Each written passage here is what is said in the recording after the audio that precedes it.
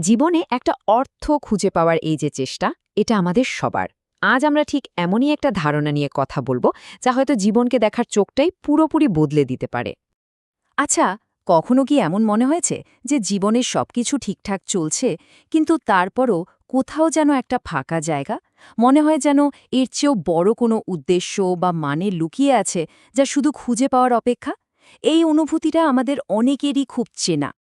কি হবে যদি বলি, এই যে দীর্ঘস্থায়ী সুখ আর জীবনের আসল উদ্দেশ্যের খোঁজ, তার রহস্যটা হয়তো লুকিয়ে আছে বহু পুরনো এক জাপানি ধারণার মধ্যে।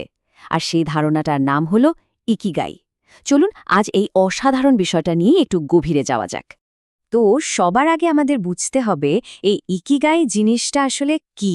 এটা কিন্তু শুধু একটা সুন্দর শব্দ নয়, এটা আস্ত একটা জীবন দর্শন।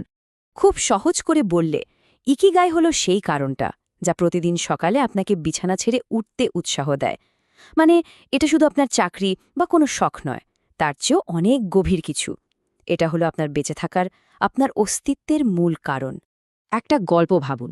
এক জাপানি মহিলা একবার কোমায় চলে গিয়েছিলেন। সেই অচেতন অবস্থায় একটা কণ্ঠ তাকে বারবার জিজ্ঞেস করছিল, তুমি কে? তিনি উত্তর দিচ্ছিলেন, আমি একজন মা, আমি একজন শিক্ষিকা। কিন্তু কণ্ঠটা বলছিল, সেটা তো তোমার ভূমিকা, তোমার কাজ, কিন্তু তুমি নিজে কে? এই প্রশ্নটাই আসলে আমাদের পরিচয়ের একেবারে গভীরে নিয়ে যায়, আমাদের বিভিন্ন ভূমিকারও বাইরে। তাহলে প্রশ্ন হল, নিজের ইকিগাই খুঁজে বের করার উপায়টা কি?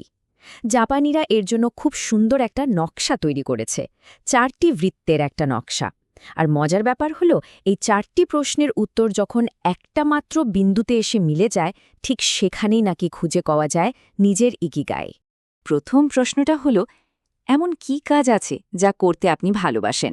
মানে কোন কাজটা করার সময় এতটাই ডুবে যান যে সময়ের কথা আর মনেই থাকে না?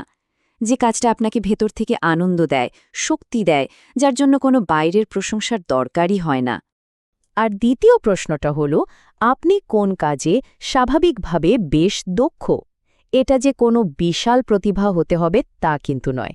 হতে পারে খুব সাধারণ কিছু, যেমন হয়তো আপনি খুব মন দিয়ে অন্যের কথা শুনতে পারেন বা খুব সুন্দর করে সবকিছু গুছিয়ে রাখতে পারেন। এখন দেখুন, এই সংযোগগুলো কিন্তু খুব মজার। আপনি যা ভালোবাসেন আর যেটাতে আপনি দক্ষ, এই দুটো মেলে তৈরি হয় আপনার প্যাশন বা অনুরাগ। আবার যেটাতে আপনি দক্ষ আর যার জন্য টাকাও উপার্জন করতে পারেন, সেটা হলো আপনার প্রফেশন বা পেশা। কিন্তু গল্পটা এখানেই শেষ নয়। শুধু এগুলো থাকলে জীবনটা সম্পূর্ণ মনে হয় না। তৃতীয় প্রশ্নটা আমাদের নিজের বাইরে তাকাতে শেখায়। প্রশ্নটা হলো, এই পৃথিবীর ঠিক কি প্রয়োজন? আপনার চারপাশের মানুষ বা সমাজের জন্য কি এমন করা যায় যা তাদের কাজে আসবে? নিজের ভালোবাসা আর দক্ষতাকে ব্যবহার করে এই পৃথিবীকে কি আরেকটু সুন্দর জায়গা করে তোলা যায়? আর একদম শেষের প্রশ্নটা হলো বাস্তবতার। এমন কোনো কাজ আছে যার জন্য আপনি অর্থ উপার্জন করতে পারবেন? কারণ দিন শেষে আমাদের সবাইকেই তো টিকে থাকতে হয়, তাই না?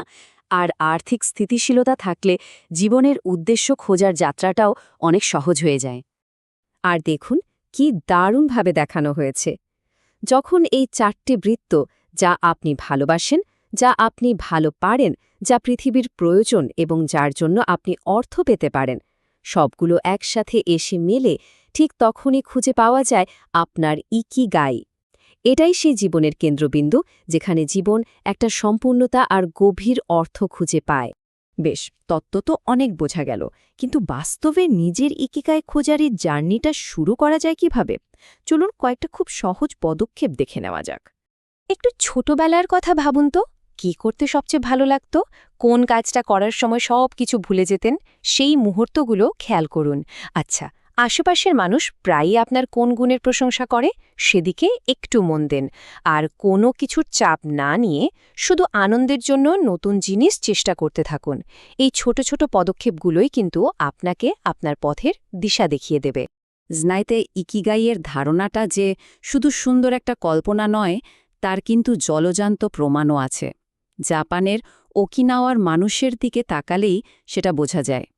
এই জায়গাটা পৃথিবীর অন্যতম ব্লু জোন হিসেবে পরিচিত, যেখানে মানুষ অনেক দিন বাঁচে। ওকিনাওয়ার মানুষের দীর্ঘায়ুটা সত্যি অবাক করার মতো। এখানকার বহু মানুষ ১০০ বছরেরও বেশি সময় ধরে একেবারে কর্মঠ আর সুখী জীবনযাপন করেন।